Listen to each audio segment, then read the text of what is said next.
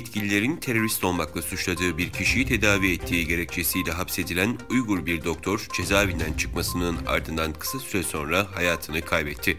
Özgür Asya Radyosu'nun bildirdiğine göre Doğu Türkistan'ın Aksu vilayetine bağlı Uçturfan ilçesinde yer alan Açatağ Hastanesi'nin eski müdürü Tudahun Nur Ahmet çıkan bir çatışmada yaralanan bir kişiyi tedavi ettiği iddiasıyla 2013 yılında hapis cezasına çarptırıldı. O yıl Ağustos ayında Ramazan Bayramı'nın bir gün öncesinde bir camide yapılan güvenlik kontrolü sırasında polisin silahsız Uygurlara ateş açması sonucu 3 kişi hayatını kaybetmiş ve 20 kişi yaralanmıştı. Doğu Türkistan, 2010 yılından bu yana Batı'nın elektriğini Doğu'ya aktarma stratejisinin uygulanmasından 12 yıl sonra Çin ülkelerine elektrik sağlayan en büyük elektrik santrali haline geldi.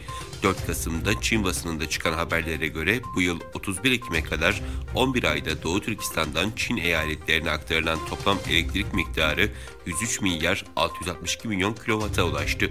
China News'ın haberine göre 11 ay içinde Doğu Türkistan'dan Çin'e gönderilen elektrik rezervleri 1,4 milyar Çinlinin 32 gün kullanımına yetecek.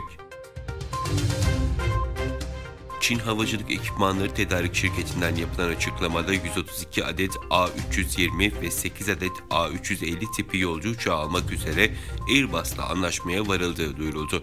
Açıklamada Almanya Başbakanı Olaf Scholz'un Cuma günü Pekin'e yaptığı ziyarette imzalanan anlaşmanın toplam bedelinin 17 milyar dolar olacağı belirtildi.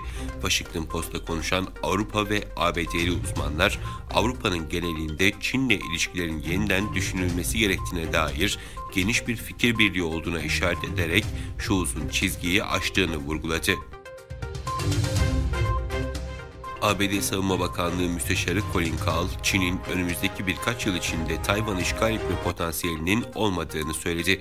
Kahl, Çin'in ada çevresinde yeni bir düzen oluşturmak için Tayvan üzerindeki baskıyı arttırmayı planladığını ileri sürdü.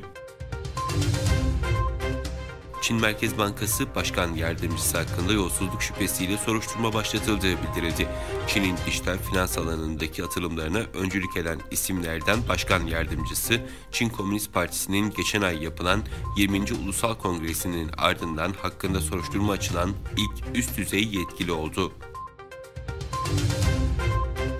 Pakistan Başbakanı Shahbaz Sharif, eski Başbakan İmran Han'a yönelik silahlı saldırıda dahil olduğu iddialarını reddetti.